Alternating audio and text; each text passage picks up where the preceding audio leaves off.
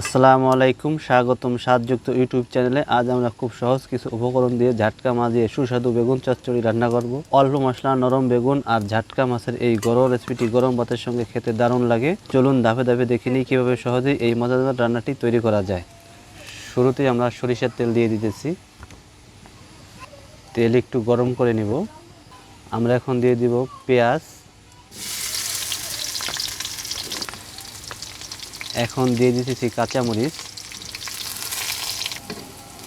পেঁয়াজ কাঁচামরিচ খুবই ভালোভাবে ভেজে নিচ্ছি, সেই সাথে চুলার জাল বাড়িয়ে দিয়েছি। এখন আমরা দিয়ে দিব রসুন বাটা। এখন দিয়ে দিব আদা বাটা, জিরে বাটা দিয়ে দিচ্ছি। এই সকল মশলা একসঙ্গে একটু নেড়ে বা মাখিয়ে নিচ্ছি, কষাই নিচ্ছি। এখন দিয়ে দিব মরিচের গুঁড়া। এখন দিয়ে দিতেছি হলুদের গুঁড়া। এখন দিতেছি স্বাদ মতো লবণ। সামান্য পানি দিতেছি। চুলার জাল খুবই বাড়িয়ে দিয়ে মশলাগুলো শিখে নিতেছি। এখন আমরা দিয়ে দিব সেই ছোট ঝাটকা মাছ। দিয়ে দিলাম। মাছগুলো মশলার সঙ্গে খুব ভালোভাবে মিশিয়ে নিচ্ছি। মনে রাখবেন, এই মশলার সাথে মাছগুলো যত সুন্দরভাবে মেশাবেন তরকারির স্বাদ তত চমৎকার হবে। আমরা পানি দিয়ে দিতেছি। আমরা আবার একটু পানি দিয়ে দিতেছি।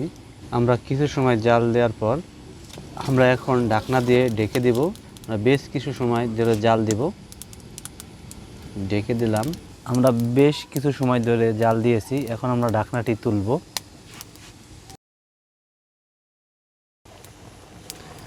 ঢাকনাটি তুলে ফেললাম। আমরা যে পরিমাণ পানি দিয়েছিলাম একটু জাল দিয়ে পানি কমাবো। কিছু সময় ধরে আমরা এইভাবে জাল দিব। চুলার জাল অনেক বাড়িয়ে দিয়েছি। আমরা আবার একটু ঢেকে দেব। ঢেকে দিলাম। কিছু সময় জাল দেওয়ার পর ঢাকনাটি তুলব। একটু নেড়ে দিতেছি। আমাদের আরও পানি কমানো লাগবে জাল দিয়ে। এখন আমরা দিয়ে দিব বেগুন। আপনাদেরকে জানিয়ে রাখি, এই বেগুনগুলো আমরা রান্নার পূর্বেই তেল দিয়ে ভেজে রেখেছিলাম। সেই ভাজা বেগুন আমরা এখন দিয়ে দিতেছি। বেগুনগুলো মাছের সাথে মিশিয়ে দিচ্ছি সুন্দরভাবে। ঝাটকা মাছ ও বেগুন দুটি সুষম খাদ্যাভ্যাসের অংশ হতে পারে। ঝাটকা মাছে রয়েছে ভালো মানের প্রোটিন, যা শরীরের টিস্যু গঠন ও মেরামতে সহায়তা করে। এছাড়া এতে ভিটামিন বি12, ফসফরাস এবং অন্যান্য গুরুত্বপূর্ণ খনিজ উপাদান থাকে। অন্যদিকে বেগুনে রয়েছে খাদ্য আঁশ, পটাশিয়াম এবং বিভিন্ন অ্যান্টিঅক্সিডেন্ট। খাদ্য আঁশ হজমে সহায়তা করে এবং বিভিন্ন ধরনের সবজি খাওয়া সুষম খাদ্যের একটি গুরুত্বপূর্ণ অংশ। মাছ ও বেগুন একসঙ্গে রান্না করলে স্বাদ ও পুষ্টির সুন্দর সমন্বয় হয়। তাই পরিমিত পরিমাণে এই ধরনের ঘরোয়া রান্না নিয়মিত খাদ্য তালিকায় রাখা যেতে পারে। এখন আমরা চুলার জাল হালকা করে দিয়েছি। আমাদের পানিটাকে কমানো লাগবে। এভাবে বেশ কিছু সময় ধরে আমরা জাল দিব হালকা করে। আমরা আর অল্প সময় জাল দেব। বেগুনগুলো সুন্দরভাবে সেদ্ধ হয়ে মশলার সঙ্গে দারুণভাবে মিশে গেছে। ঝাটকা মাছগুলো ঠিকমতো রান্না হয়েছে এবং দেখতে খুবই আকর্ষণীয় লাগছে। পেঁয়াজ, রসুন, কাঁচামরিচ ও মশলার মনোমুগ্ধকর সুগন্ধ চারিদিকে ছড়িয়ে পড়েছে, যা ক্ষুধা আরও বাড়িয়ে দেয়। রান্নার সুন্দর রং, মশলার ঘনভাব এবং উপরে হালকা তেলের ঝিলিক দেখেই বোঝা যাচ্ছে এটি একেবারে পরিবেশনের জন্য প্রস্তুত। গরম ধোয়া ওঠা সাদা ভাতের সঙ্গে এই ঝাটকা মাছের বেগুন চচ্চড়ি পরিবেশন করলে এর স্বাদ হবে সত্যি অসাধারণ। আশা করি আপনারাও একদিন এই সহজ রেসিপিটি বাড়িতে রান্না করে পরিবারের সবাইকে খাওয়াবেন। আশা করি ঝাটকা মাছ দিয়ে বেগুন চচ্চড়ি এই সহজ ঘরোয়া রান্নাটি আপনাদের ভালো লেগেছে।